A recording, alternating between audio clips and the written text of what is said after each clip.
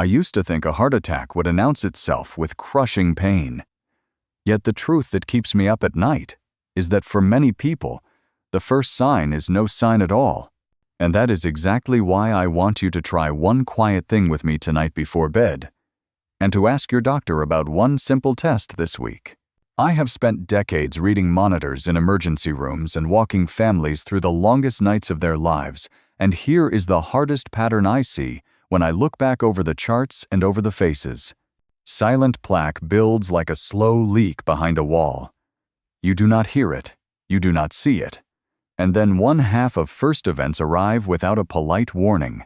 The American Heart Association and the National Institutes of Health have long described how silent ischemia and early atherosclerosis can progress with nothing more than a whisper, so if you feel fine, that does not mean you are fine. I am not saying this to scare you. I am saying it because I have learned that calm action today is far kinder than panic tomorrow. Here is the calm action. When you brush your teeth this evening, do a 60-second body check with me. Notice whether your gums bleed. Notice whether your lower legs look smoother than they used to, as if the tiny hairs simply stopped returning. And when you lie down, place your hand on your chest and feel the tempo your body keeps at rest. If it has crept up over the past year, while your life has not changed much, your body may be asking for attention. This is not a diagnosis. It is a nudge. Then, at your next visit, ask your clinician about a carotid intima media thickness ultrasound, a mouthful of a name for a gentle scan of the neck arteries that can see soft plaque before it blocks flow, and ask about a true oral glucose tolerance test with insulin levels, because trouble with sugar handling often lights the first match. These are not exotic ideas. They are standard tools in preventive cardiology, and they exist to give you time. Here is why this matters. Soft plaque does not behave like the hard scale in an old pipe. It is active tissue, it is inflamed, and under the wrong conditions, it can crack. When it cracks, the body rushes to patch the injury, and that patch can form a clot that changes a normal afternoon into a forever memory. You might be told your cholesterol looks normal, and that is encouraging. But normal cholesterol does not guarantee a quiet artery. The same way a tidy living room does not prove there is no leak behind the wall. What protects you is information. And information arrives when you combine what you feel, what you can measure at home, and what we can see with the right tests. Let me also give you a small promise to hold on to while we walk through this series. If we catch risk early, we can lower insulin pressure with simple food choices. We can restore vessel flexibility with the right kind of movement, and we can calm the nervous system so your resting heart finally drifts back down. Every step is modest, affordable, and realistic for someone in their 60s or 70s, because I have watched people your age do it again and again. The strength of this approach is its precision. We are not guessing, we are listening to the body, and then we are answering in kind. The weakness, if we can call it that, is patience. Plaque takes years to grow, and it takes steady weeks and months to quiet. That is why we start now, not later. So, here is the invitation. Tonight, perform that gentle body check, and tomorrow, write down one question for your clinician about the carotid ultrasound, and one about the glucose and insulin test. If you do only that, you will already be on a different path than most people who wait for a siren. Stay with me, because in the next part, I will show you how a sore mouth can predict a sore artery long before your chest ever complains, and I will tell you how one retired engineer used curiosity to buy back years of healthy life. I often think about a man named Gene, a retired engineer, who walked into my clinic not because he felt sick, but because a small sign in his daily routine made him curious enough to ask questions. That curiosity saved his life. Most people imagine a heart attack roaring in with pain across the chest, yet for too many the first event is not pain at all. It is collapse, and half of those collapses end in death before help even arrives. That is the reason I want you to stay with me through these next minutes, because there are 5 early signs your body may be whispering right now. And once you notice them, you can act before it is too late. Here is the paradox. Gene was not overweight. He walked every morning, and his cholesterol looked normal when his doctor checked it. On the surface, he seemed the picture of aging well, yet a small bleed at his gums made him pause. And instead of ignoring it, he asked whether it could mean something more. He had no chest pain, no shortness of breath, nothing to suggest blocked arteries. But that small sign was enough to pull the thread that unraveled a hidden danger. When we finally tested him with the right scans, we found soft plaque, the unstable kind that does not yet block flow, but is far more likely to rupture. Had he waited, that rupture could have been his first and last symptom. The lesson here is not that you need to live in fear, but that you need to live aware. Awareness gives you choices. If you pay attention to the signs, if you ask for the right tests, you can change your path. Gene changed his. He joined a simple program of diet adjustments, smarter movement, and better sleep. Nothing extreme, nothing expensive, and within months, his risk markers improved. The strength of his story is that it shows how little things add up to big protection. The weakness, if I can call it that, is that you only benefit if you act before the damage screams. That is the door we have together right now. I will show you each of the 5 silent warnings. I will explain why they matter, and I will give you one action at the end of every sign so you can start today. But let me bring you back to Gene one more time, because his story is the proof. He was not a patient when he began. He was simply a man who asked a better question. That question gave him years of life he might have lost. You can ask that same question tonight. In the next part, I will tell you how the health of your gums can point directly to the health of your heart, and how that was the first breadcrumb on Gene's trail back to safety. For years, I told myself that bleeding gums were just a dental issue, the kind of nuisance that went away with a better toothbrush or a stronger mouth rinse. Then I began to see the same pattern over and over, and the truth unsettled me. That trickle of blood on the sink is not just a mouth problem. It is often the earliest signal that your arteries are under attack. Imagine a hairline crack in the wall of your home. You could ignore it. You could paint over it. But the foundation keeps shifting, and one day the wall gives way. Bleeding gums are the same kind of early crack. The Centers for Disease Control and researchers at Harvard have both confirmed that gum disease is linked to higher rates of heart disease and stroke, and the reason is inflammation. When gums are swollen and tender, they release chemical signals into the bloodstream, interleukin and tumor necrosis factors with long names that you do not need to memorize, only to know they stir the body into constant low-grade fire. That fire damages the lining of arteries and creates the perfect soil for soft plaque to form. Here is the paradox. The strength of this sign is that it often appears years before chest pain or shortness of breath, giving you precious warning. The weakness is that most people brush it off, quite literally, thinking more floss or a stronger rinse will solve it. That false comfort delays the chance to act when the window is still wide open. Gene, the retired engineer I mentioned earlier, was told by his dentist that bleeding gums were just a part of aging, nothing to lose sleep over. But his curiosity made him test his glucose tolerance, and that is where we found early insulin resistance. Without that test, the bleeding gums might have been chalked up to poor hygiene forever. The simple action I want you to take is this. Tonight when you brush, do not dismiss blood on the bristles. Write it down. Note how often it happens. And then, bring that record to your next doctor visit and ask about your blood sugar and your inflammation markers. This is not about fear. It is about clarity.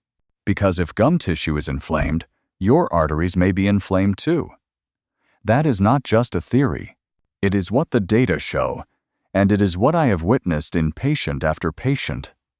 So when you see red in the sink, do not think only of your mouth. Think of your heart. In the next part, I will tell you about a sign on your legs, one that hides in plain sight, and yet speaks loudly about the health of your circulation.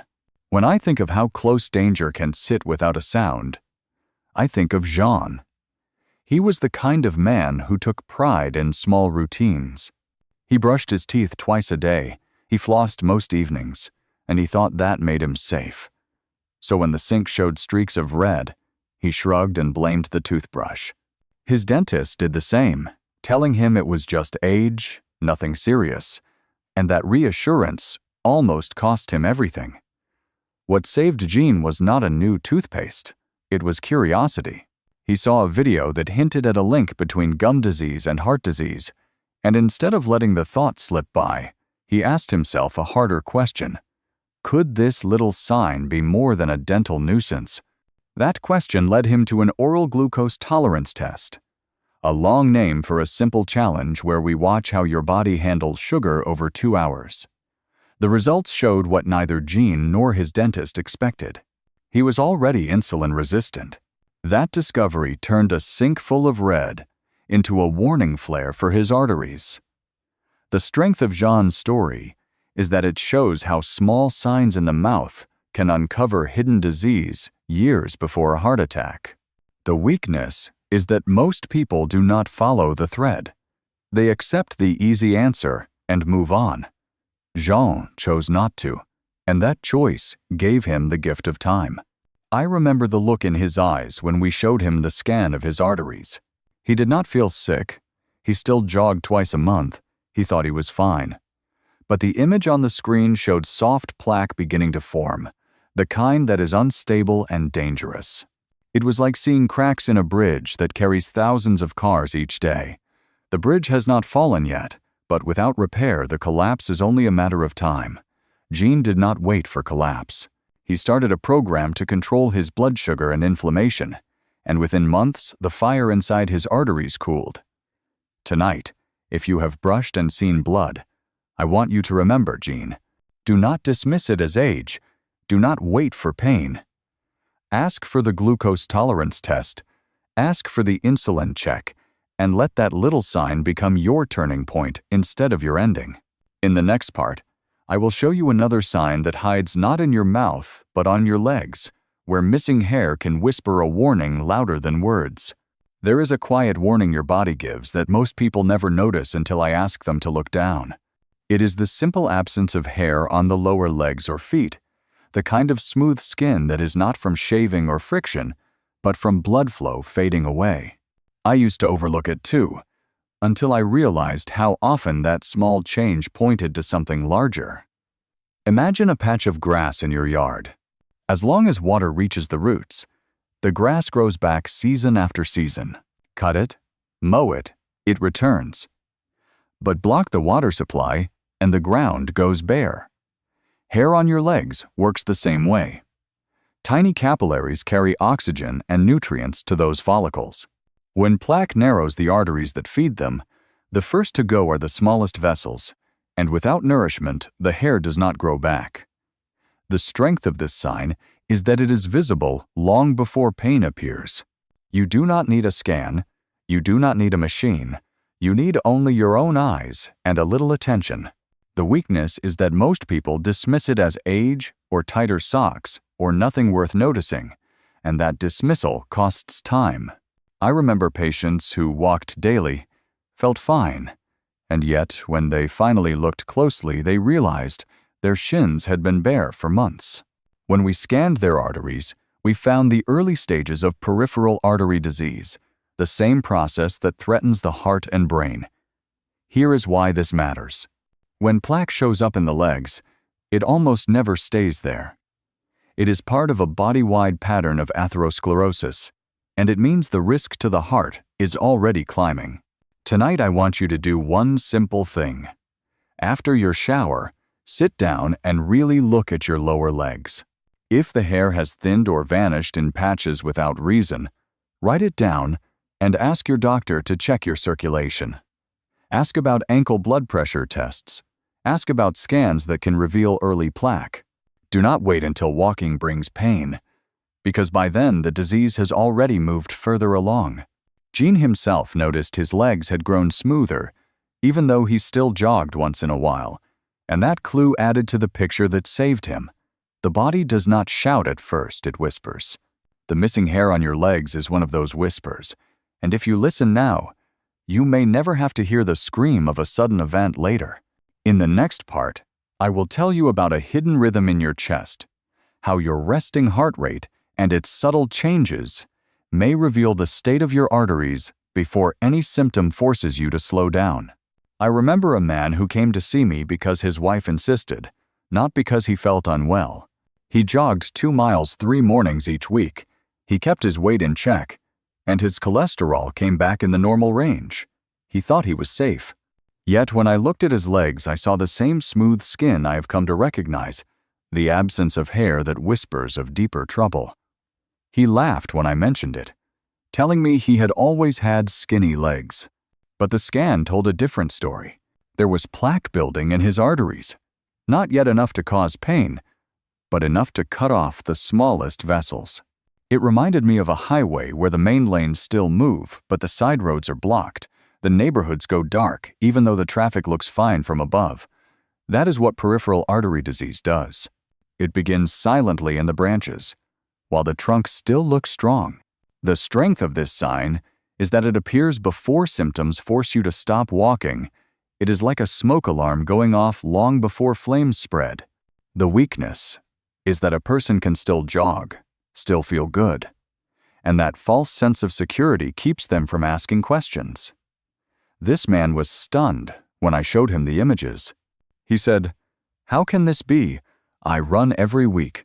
I watch what I eat." The answer is that exercise is powerful, but it does not erase plaque already forming, and numbers on a cholesterol panel do not tell the whole truth. Cholesterol can look normal while inflammation and insulin resistance are already driving damage underneath. The lesson he learned, and the lesson I want you to take, is that health is not just how you feel today, it is what your arteries are carrying inside. If you see bare patches on your legs, if you feel the skin smoother than it once was, do not let daily exercise fool you into ignoring it. Ask for circulation tests. Ask about peripheral artery scans, because waiting for pain means waiting too long. The body is giving you a head start, and if you listen, you can change course before the damage locks in. In the next part, I will take you from what you see on your skin to what you can track in your pulse, and how changes in your resting heart rate can expose hidden risk you may never have suspected. One of the most overlooked signals of heart trouble is sitting right at your wrist. I am talking about your resting heart rate, the number of beats your heart makes when you are sitting quietly, not rushing, not stressed, just still. For years I ignored it myself, glancing at the number when a nurse called it out but never thinking of it as a window into my arteries.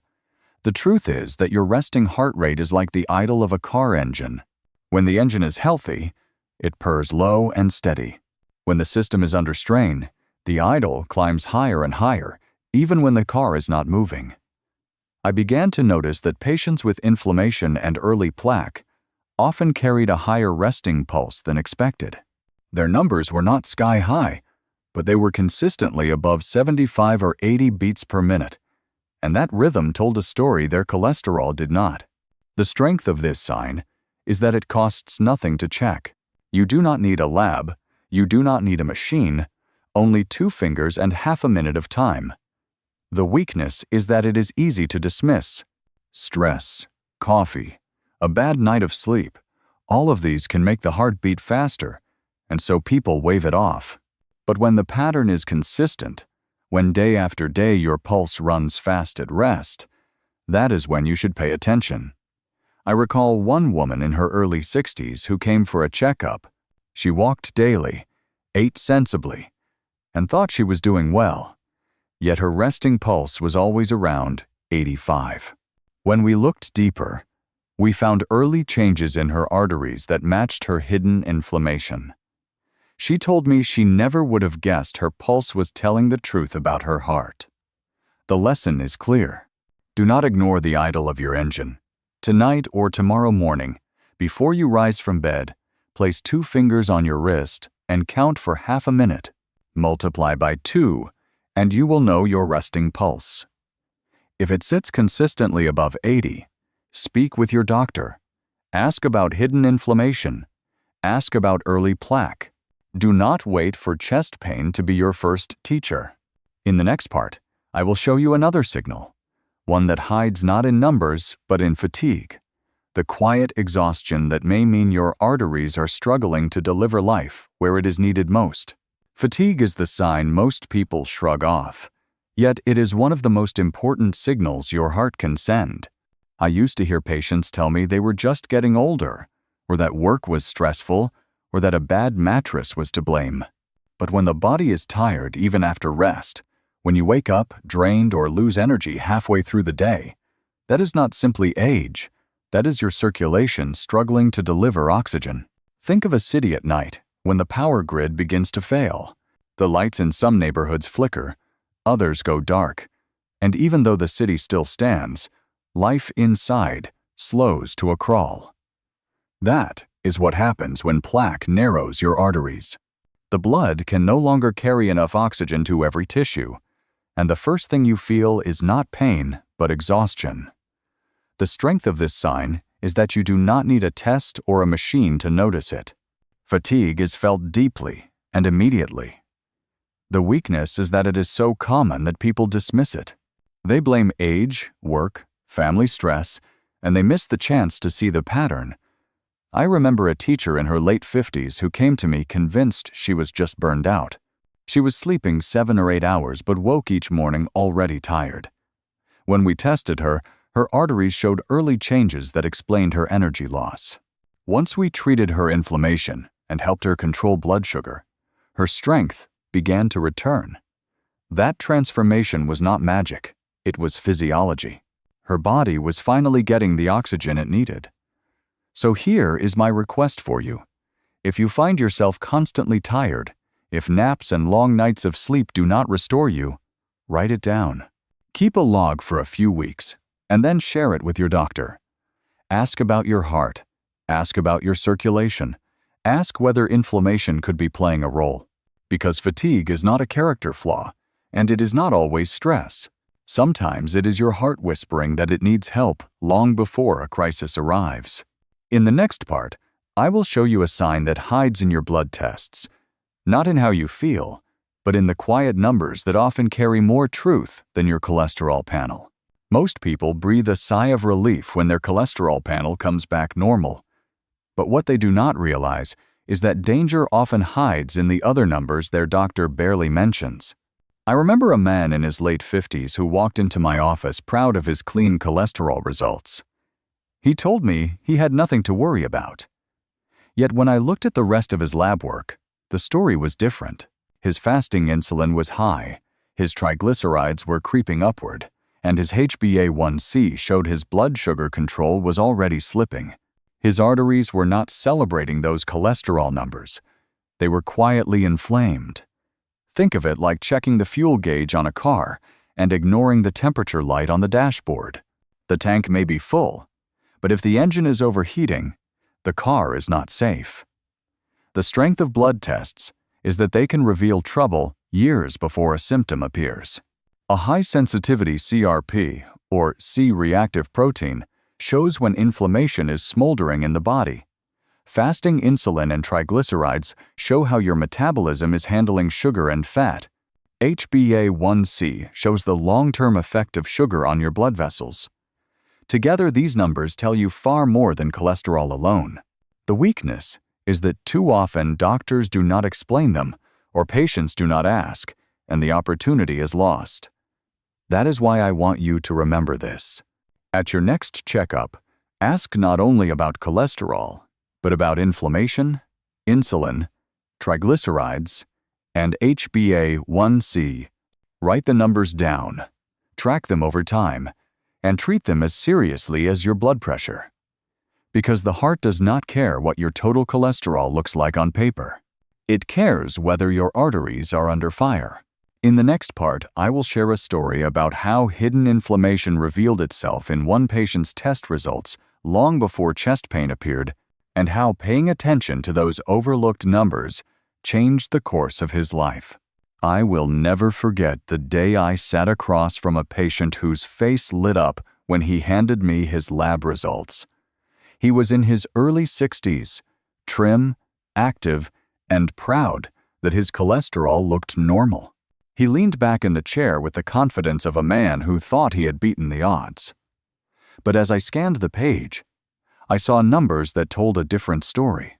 His high-sensitivity CRP was elevated, his fasting insulin was pushing higher than it should, and his triglycerides were not where they needed to be. To him, the labs were a green light. To me, they were a flashing warning sign. It was like watching a fire smolder under ash, no flames yet, but heat building that could erupt at any moment. I explained that these markers showed inflammation running through his body, quietly damaging the lining of his arteries. The strength of this kind of test is that it gives us a chance to act before damage becomes irreversible. The weakness is that patients often dismiss it because they feel fine, and even some doctors gloss over it when cholesterol looks good. He looked at me stunned, asking, "How can I feel so well and still be in danger?" I told him the truth, that arteries do not ache until they are already far along the path of disease. The lesson is clear. Do not wait for pain to be your teacher. Keep your lab reports, track your inflammation, and speak up if something does not look right, because the absence of symptoms is not the absence of disease. That man began treatment, adjusted his diet, and within months his numbers began to move in the right direction. He told me later he was grateful that the fire had been spotted while it was still only smoke. In the next part, I will talk about another signal you can see with your own eyes, a clue in the color and healing of your skin that may reveal how well your circulation is really working. I once treated a woman who came in for what she thought was a stubborn scratch on her ankle. Weeks had passed, and the skin refused to heal. She tried ointments, bandages, and patience, but the mark remained raw and tender. When I examined her leg, I noticed not only the slow wound but also the dusky color of her skin, a faint purplish shade that told me her circulation was failing to deliver what the tissue needed. She was shocked when I explained that a simple scrape was in fact a mirror reflecting the state of her arteries. Plaque had narrowed her vessels so much that even the smallest cut could not knit together. Imagine a river that has dried to a trickle. The soil cracks, the grass fades, and the smallest injury leaves lasting scars. That is exactly what poor circulation does to the body. The strength of this sign is that it is visible to the naked eye. You do not need a lab or a machine to see when your skin is changing color or when wounds linger. The weakness is that it is easy to misinterpret. People think it is just aging skin, poor hygiene, or bad luck, and they ignore the deeper truth. This woman was grateful she did not ignore it forever, because once we improved her blood flow and treated the underlying inflammation, her skin began to recover.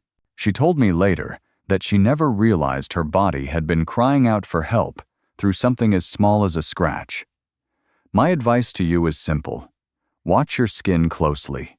If you see discoloration, if cuts or bruises take weeks to fade, do not wave it off. Ask your doctor about circulation. Because your skin is more than a covering, it is a messenger. In the next part, I will show you how shortness of breath, another signal often mistaken for being out of shape, may in fact be the heart warning you in its own urgent voice. I remember a man who laughed when his wife told him to see me because he was getting winded climbing the stairs. He said, "Of course I am out of breath. I'm getting older, I'm carrying groceries, it is nothing." But when I watched him in the clinic, I saw that even walking from the waiting room to my office left him pausing to catch his breath. That was not just age. That was his heart struggling to pump blood with enough force to supply his muscles. Think of a water pump that has lost its pressure. The pipes may be intact, the faucet may look fine, but the flow is weak and the upstairs rooms run dry. That is what happens when the heart weakens. The strength of this sign is that it is impossible to miss. When you are short of breath, you feel it in your chest, in your throat, in your very bones. The weakness is that it is so easy to excuse. People say it is the weight they carry. the years that have passed, or the stress of the day, and they put off asking for help. This man was shocked when tests showed early heart failure, not yet advanced but already limiting his life. With treatment, lifestyle changes, and the right medications, he regained stamina. He told me later that he wished he had listened sooner, before every step became a challenge. My message to you is simple. If you find yourself gasping after small tasks, if stairs or a short walk leave you drained, do not dismiss it. Ask your doctor to check your heart, because shortness of breath is not just being out of shape. It is your body crying for more oxygen, and listening to that cry could be the difference between a life limited by disease and a life reclaimed with strength. You now know the early signs that matter. Do not wait for pain in your chest to be the first signal. The body whispers long before it screams.